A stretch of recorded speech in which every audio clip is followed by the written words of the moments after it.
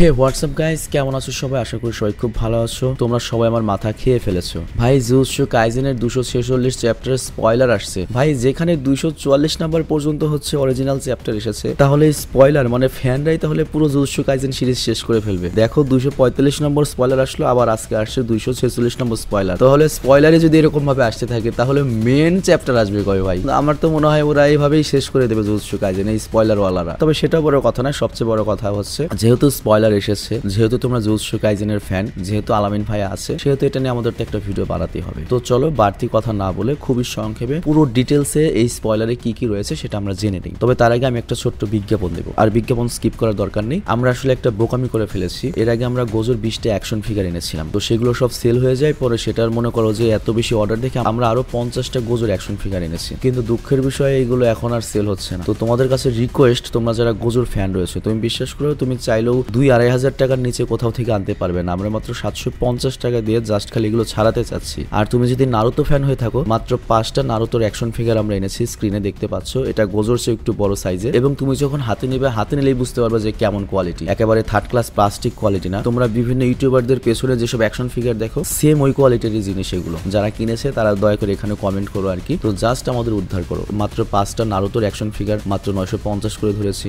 আর গোজোর action figure 750 করে ধরেছি। তো প্লিজ এবারকার মতো আমাদের উদ্ধার করে এগুলো কিনে র্যান্ডম স্টোরে অর্ডার করলে পাবে। আর জীবনে ভাই অ্যাকশন ফিগার অর্ডার করব না, আমার শিক্ষা হয়ে গেছে, অনেকগুলো টাকা আটকে পড়ে রয়েছে। তো এটাই ছিল আজকের বিজ্ঞাপন। তো চলো আমরা মূল ভিডিওতে যাই। তো গত চ্যাপ্টারের শেষে আমরা দেখেছিলাম হিগুরোমা সহ শকুনার আশেপাশে যারা ছিল সবার উপরে শকুনা তার ডিসমেন্টাল অ্যাটাক করে, এবং গত পর্বে দেখে আমরা মোটামুটি ধরে নিয়েছিলাম যে হয়তো হিগুরোমা এবং কুসাকাবে আর নেই। কিন্তু এই চ্যাপ্টার যখন শুরু হয় তখন আমরা দেখতে পাই হিগুরোমা এখনো বেঁচে রয়েছে, এবং এই চ্যাপ্টারের শুরুতেই হিগুরোমা নিজেকে একটা গালি দেয়। আর গালিটা দেয় হচ্ছে এই কারণে, হিগুরোমার আসলে ফাইট এক্সপিরিয়েন্স কম, মানে ব্যাটল এক্সপিরিয়েন্স খুবই কম। আর অন্যদিকে কুসাকাবে তখন সময় নষ্ট না করে তার সিম্পল ডোমেইন অ্যাক্টিভেট করে, আর শকুনা তখন তার আশেপাশের সকল সিচুয়েশনে অ্যানালাইজ করে এবং বলে শুধুমাত্র ইউজি না, জুজুৎসুতে থাকা সকল সর্সারাররাই তাদের স্কিল আর তাদের পাওয়ার অনেক বেশি ইমপ্রুভ করে ফেলেছে। আর এদিকে কুসাকাবের সিম্পল ডোমেইন কিন্তু শকুনার ওই ডিসমেন্টাল অ্যাটাকটার পাওয়ার অনেক কমিয়ে দিচ্ছিল। কিন্তু কুসাকাবে তখনই বুঝতে পারে যে শকুনার সব ডিসমেন্টাল অ্যাটাক ইনফিনিটি কাটিং এর মতো না। ইনফিনিটি কাটিং হলো এই অ্যাটাকের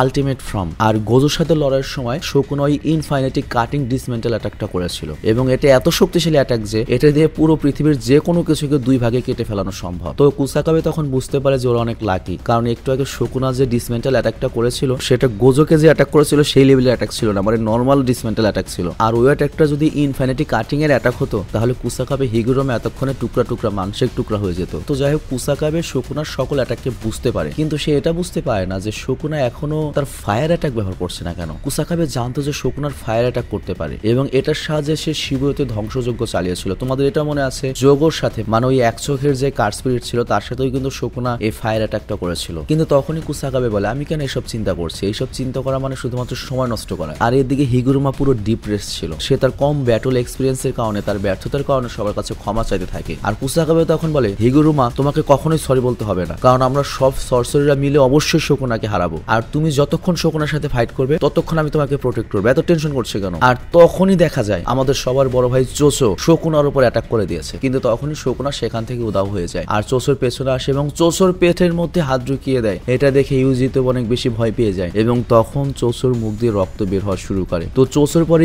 ইনো তখন শকুনার উপর নানামির কার্সটুল ব্যবহার করে অ্যাটাক করে, কিন্তু শকুনা তখন এই অ্যাটাকটি শুধুমাত্র তার হাত দিয়ে থামিয়ে দেয়, মানে শকুনার কিছুই হয় না। তবে তারপরও শকুনা ইনোর অনেক প্রশংসা করে এবং বলে আমি আশা করিনি যে তোমার অ্যাটাক এত বেশি পাওয়ারফুল হবে। মানে চিন্তা করো, শকুনার কিছুই হয় নাই, তারপরে বলে এত পাওয়ারফুল অ্যাটাক হবে। শকুনাই কথা বলে করে কিনোকে একটা লাথি মারে, ইনো অনেক দূরে গিয়ে পড়ে। আর ইনো মনে হয় অনেকদিন পর আসলে বেচারা সেই যে অসুস্থ হয়েছিল শিবুয়োতে। তো যাই হোক, এরপর কুসাকাবে আর ইউজি একসাথে মিলে শকুনার উপর অ্যাটাক করে, মানে আমাদের ইউজি ফাইনালি শকুনার সাথে ফাইট করছে। এবং বিশ্বাস করো, আমার মনে হয় না গোজার ব্যাক আসবে, এবং ইজি হচ্ছে আমাদের লাস্ট হোপ। আবার যেহেতু রাইটার বলেছে যে সামনে বছর 2024 সালের ডিসেম্বর পর্যন্ত এটার মানগা চালাবে, গোজোরের সাথে তাই কিভাবে চালাবে? তো আমার কাছে মনে হয় গোজো আসতেও পারে। আমি চাই না ইউজিকে বেশি হাইলাইটস করা হোক, আমি চাই গোজোকে আবার আনা হোক ভাই, সিরিয়াসলি। তো যাই হোক, ইউজি আর কুসাকাবে মিলে যখন শকুনার উপর অ্যাটাক করে, ওই সুযোগে হিগুরোমা করে কি শকুনার উপর অ্যাটাক করার চেষ্টা করে, কিন্তু শকুনা খুব সহজে ওকে ধরে ফেলে এবং ওর উপর একটা না অনেক অ্যাটাক করতে থাকে। আর শকুনা তখন হিগুরোমাকে অপমান করে বলে হালারপুর তুই এখনো বেঁচে আছিস কেন? হ্যাঁ। আর তারপর সে হিগুরোমাকে দূরে একটা বিল্ডিং এর দিকে ছুড়ে মারে, আর তারপর শকুনা সেই বিল্ডিং এর দিকে দৌড়ে যেতে থাকে। ইউজিও তখন শকুনার দিকে দৌড়াতে থাকে আর সবাইকে বলতে থাকে শকুনাকে হিগুরোমার সামনে যেতে দিও না, তাহলে কিন্তু হিগুরোমাকেও মেরে ফেলবে। কিন্তু ইউজি শকুনার স্পিডের সাথে কোনোভাবেই পেরে উঠছিল না। তো এরপর যখন শকুনা হিগুরোমা যে বিল্ডিং এ রয়েছে সেই বিল্ডিং এ যায়, তখনই পুরো বিল্ডিংটাকে ধ্বংস করে দেয়। আর ওই মুহূর্তে আমাদের একটা ফ্ল্যাশব্যাক দেখানো হয়, যেখানে তারা বলছিল কিভাবে শকুনার সাথে ফাইট করার সময় শকুনাকে মেরে মেগুমিকে বাঁচানো যাবে, কারণ তোমরা জানো শকুনা বর্তমানে মেগুমির বডিতে রয়েছে। আর হিগুরোমা তখন সেখানে বলেছিল, হ্যাঁ, এক্সিকিউশনার শর্ট দিয়ে শুধুমাত্র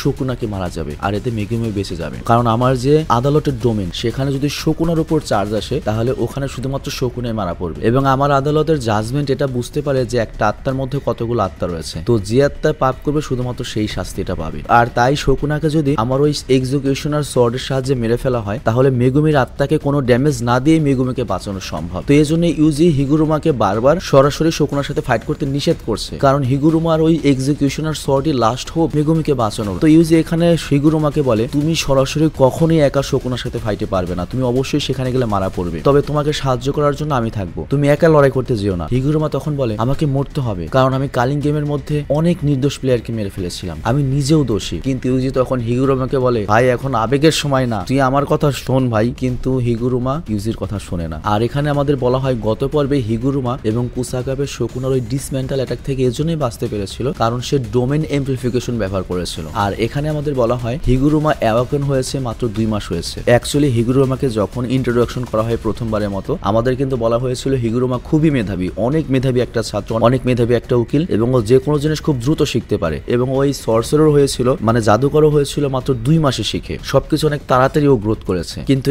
এখন এই লড়াইতে শকুনার সামনে সবকিছু পুরো কোনো কাজে আসছে না। আর তারপর আমাদের আবার বলা হয় শকুনার এখন ইন্টারেস্ট জেগেছে হচ্ছে হিগুরোমার এক্সিকিউশনার সোর্ডের উপর। আর এটা শকুনাকে এই জন্যই আকর্ষণ করছে কারণ ওই এক্সিকিউশনার সোর্ডটা গোজোর মতোই উজ্জ্বল বা চকচকে। আর এখানেই 246 নম্বর স্পয়লারটা শেষ হয়ে যায়। তো লাস্টের কথা আমি যেটা বুঝলাম যে শকুনার এখন উদ্দেশ্য হচ্ছে ওই এক্সিকিউশনার সোর্ডটা সে হাতিয়ে নেবে। আর এটা সে গোজোর সাথে এজন্যই তুলনা দিয়েছে কারণ শকুনাকে হারানোর মতো একমাত্র গোজো ছিল, আর এই এক্সিকিউশনার সোর্ড দিয়ে একমাত্র শকুনাকে অ্যাটাক করে মেরে ফেলা পসিবল। তো বুঝতেই পারছো এই এক্সিকিউশনার সোর্ডের গুরুত্ব কতখানি। আর এখন এমন একটা সিচুয়েশন, নাইক গোজো, তার উপর যদি শকুনার হাতে এক্সিকিউশনার সোর্ড পড়ে যায়, ভাই শকুনাকে থামানোর মতো আর কেউ থাকবে না। শকুনাকে তখন থামাতে পারবে একমাত্র একজনই, সেটাকে বলো তো কে? সেটা রাইটার, যেই মানগা লিখছে, একমাত্র ও থামাতে পারবে। শকুনাকে থামানোর মতো কোনো ক্যারেক্টার আমি এই মুহূর্তে জুজুৎসু কাইজেন অন্তত দেখতে পাচ্ছি না। তো যাই হোক, আমি বিদায় নিচ্ছি আজকের মতো। ভুল ভ্রান্তি হলো ক্ষমা করো, এবং আমি চেষ্টা করছি স্বল্পের মধ্যে হলো পুরো ডিটেলসে তোমাদেরকে এই স্পয়লারটা বোঝানোর জন্য। তো আমি বিদায় নিচ্ছি, তবে বিদায় নেওয়ার আগে আবারও তোমাদের কাছে রিকোয়েস্ট, তোমরা যারা গোজোর ফ্যান আছো ভাই, 50,000 মানুষ ভিডিও দেখো, 2000 তো গোজোর ফ্যান আছো, তো আমার কাছে অ্যাকশন ফিগার আছে মাত্র হচ্ছে 50টা। এই 50টা অ্যাকশন ফিগার তোমরা নিয়ে নাও ভাই। আর যারা নারুতো ফ্যান রয়েছে মাত্র 5টা অ্যাকশন ফিগার রয়েছে ভাই, র্যান্ডম স্টোরে গিয়ে অর্ডার করতে পারো। স্টোরের লিঙ্কটা আমি ডিসক্রিপশন এবং পিন কমেন্টে দিয়ে দিয়েছি। এছাড়াও র্যান্ডম স্টোরে তুমি কিন্তু শীতের ড্রেস বা কাস্টম ড্রেস তুমি অর্ডার করতে পারবে, মানে তুমি তোমার হুডির মধ্যে নিজের চেহারা, গার্লফ্রেন্ডের চেহারা, মিয়া খালিফার চেহারা, সানি লিওনের চেহারা বা জনি সিন্সের চেহারা দিয়ে তুমি হুডি টি শার্ট অর্ডার করতে পারবে। এছাড়াও যারা ফ্রি ফায়ার খেলো টপ আপ করো, আমাদের টপ আপ পেজ রয়েছে ফেসবুকে সাইবারস্পোর্ট20 নামে, সেটা লিঙ্ক দিয়ে দিয়েছি। আর আমাদের গ্রুপটার লিঙ্কও দিয়ে দিয়েছি যেখানে তোমরা অ্যানিমেশন ফ্যানরা একটা কমিউনিটির মধ্যে এক হতে পারবে। তো যাই হোক, বিদায় নিচ্ছি আমি আজকের মতো। টেক কেয়ার, আল্লাহ হাফিজ।